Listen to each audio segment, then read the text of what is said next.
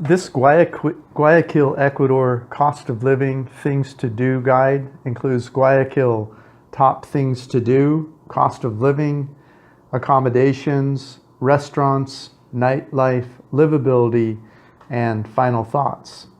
Guayaquil, Ecuador, gateway to the Galapagos Islands.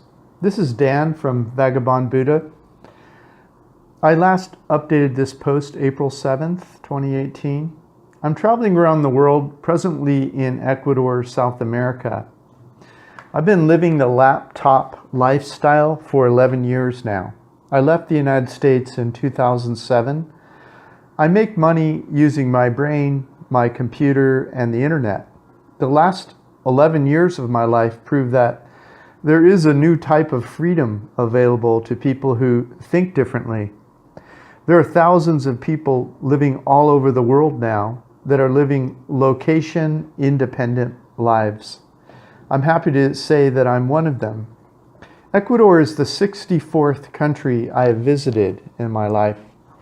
Until 2016, I shared my travels on a personal blog, but now I share them on vagabondbuddha.com.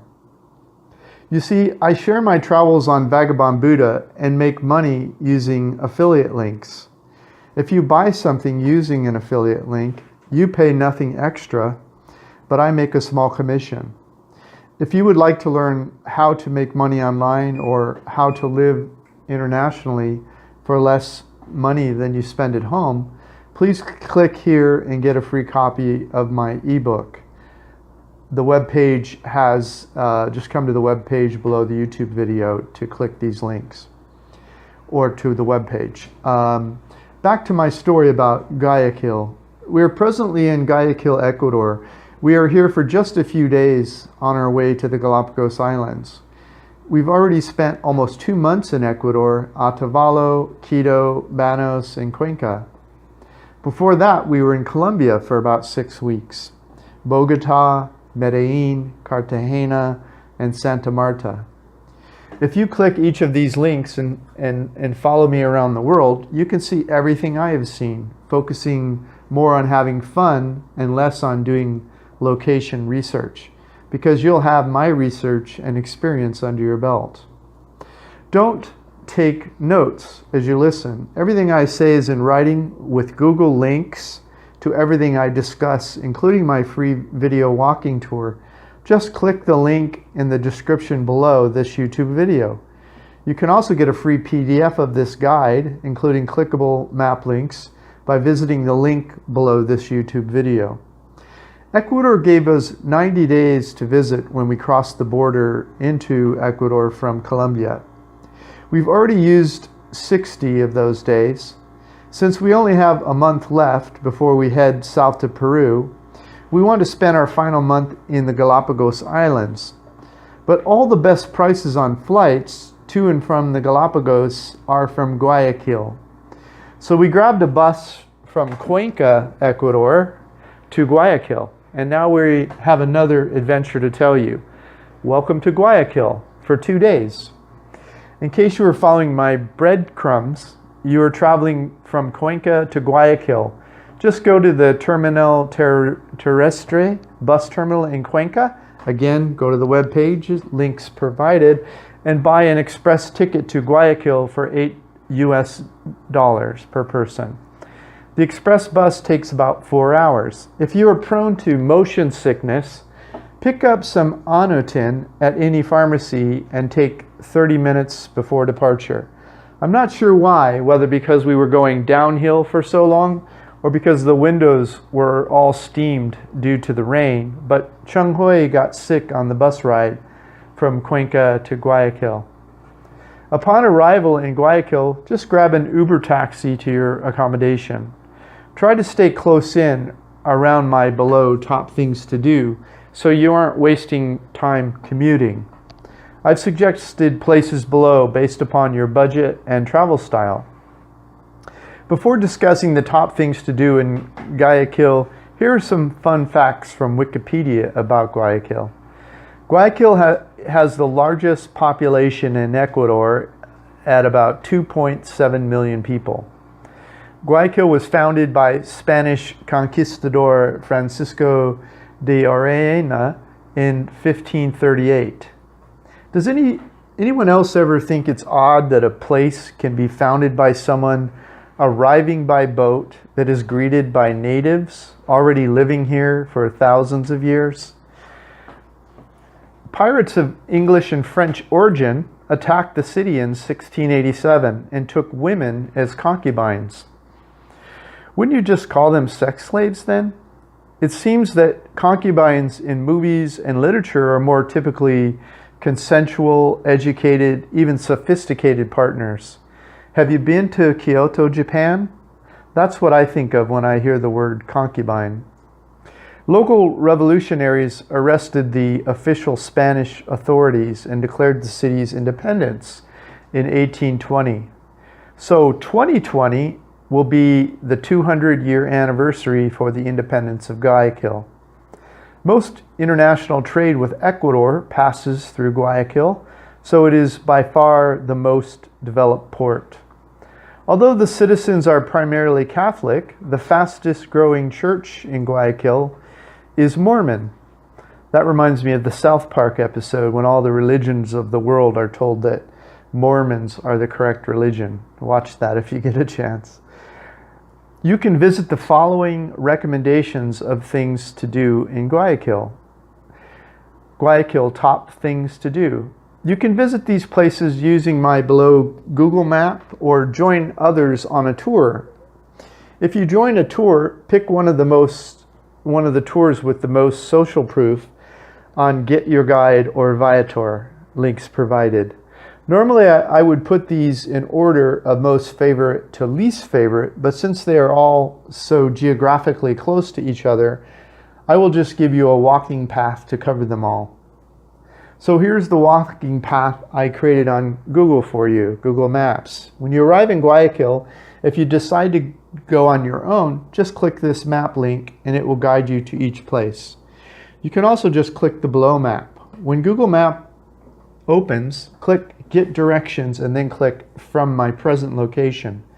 Make sure to buy a local SIM card for $5 at the airport when you land and load it with 2 gigabytes of internet data for $15, so you aren't paying international roaming rates when you start clicking the links to all of my suggestions. Las Piñas, that's my first suggestion. The Las Piñas neighborhood of Guayaquil is the oldest neighborhood in Guayaquil, dating back 400 years. In 1982, Las Piñas was declared a UNESCO Heritage Site. The neighborhood was restored by the city of Guayaquil in 1982. Much of the neighborhood, which was built in the original colonial style, was burned during several fires. It was rebuilt during the Republican period of around 1820. It has a unique architectural style and colorful romantic feeling as it sits on top of a hill over the river. It has a bohemian style with cobblestone streets and has been called home by many musicians, poets, writers, and controversial politicians over the years. Mornings have the best light for photos, but this is also a great place in the evenings, even at night. We were there on a Saturday night. It's a lot of fun, people watching. If you are enjoying this video, could you please click like, subscribe, or leave a comment below? The second top things to do, Santa Ana Hill. Faro Cerro Santa Ana, at the top of the 444 steps leading up from the previously discussed Las Piñas neighborhood, is a church and a lighthouse. This is called Santa Ana Hill and was founded in 1547. There's a legend that a Spanish treasure hunter called out for the help of Santa Ana when he was in danger, and that is where it gets its name. Like Las Piñas, Cerro Santa Ana is also known for its restaurants, cafes, art galleries. The lighthouse at the top is 18 meters high, and their nearby cannons were used to defend the city from pirates. The view of the city from the top is amazing. Malecon 2000. is the name of the boardwalk urban renewal project along the riverfront in Guayaquil. This 1.5-mile scenic walk includes statues of famous historical figures such as Simon Bolivar. There are also gardens, restaurants, shopping, bars, and docks for boarding river tours for day and night tours of the Guayas River. The walk includes 3 main sections. Make sure you walk the entire area since various sections of the boardwalk are intended to appeal to different people. Cathedral Metropolitana. This church is formerly known as San Pedro Apostol Metropolitan Cathedral.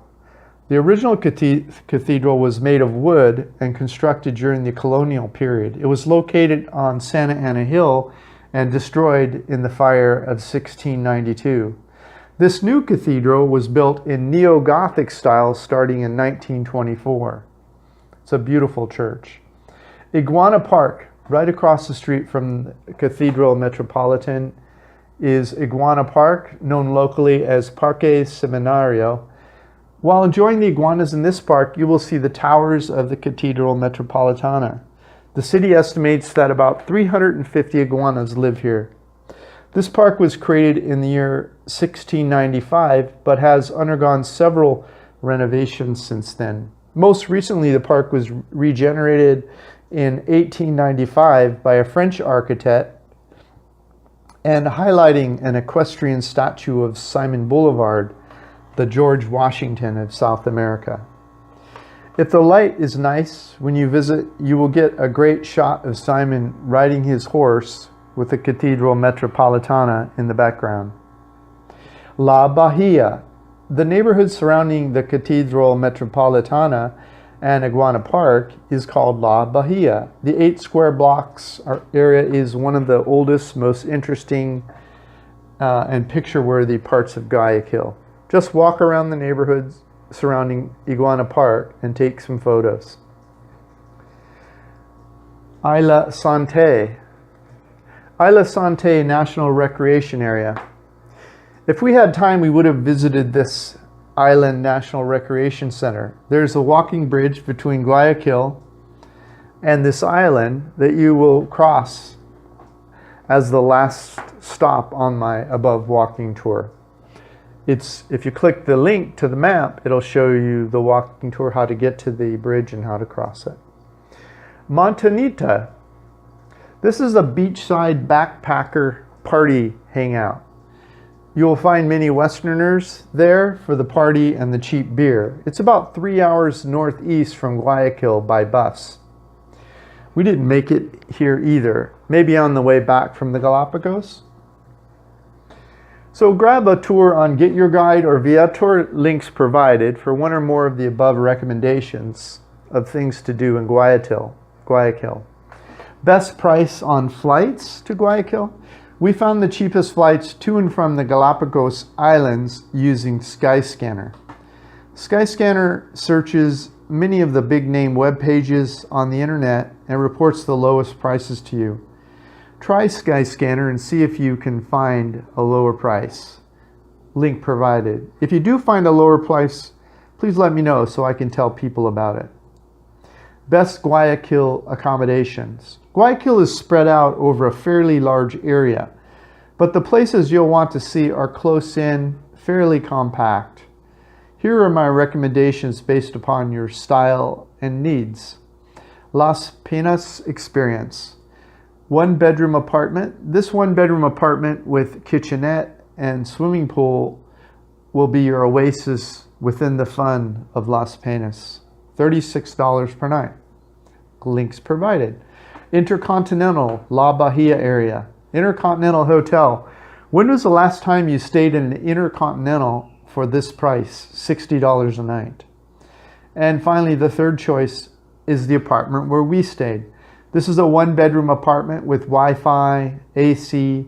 There's also a kitchenette, refrigerator, microwave, cooker, coffee maker, and and pots and pans. It's $20 a night. If you're new to Airbnb, use this code for a discount. Price check. Once you've selected where you want to stay, then use hotels combined to find the agency offering the lowest booking price for that property. Just insert the property name and dates, and it will return the name of the agency offering the lowest nightly rate for that property. Then you can book it. Best Guayaquil restaurants. We neither sought nor experienced any great food worth mentioning while we were in Guayaquil. We were only there 2 days, and we were running around getting things we needed for the Galapagos, and we weren't spending much time researching or selecting restaurants to visit. Best Guayaquil nightlife. If you're in Guayaquil for only a few days like we were, you won't have much time to experience the nightlife. We did enjoy walking down Malecon 2000 and then up Las Peñas steps on a Saturday night. Both of those locations are well worth your time and energy for people watching and nightlife opportunities. Guayaquil livability factors. Walkability. Las Peñas and La Bahia are walkable. I could live in Las Peñas, but La Bahia feels a little bit sketchy for everyday life. Internet. The internet at our Airbnb was okay, but we were there over a weekend.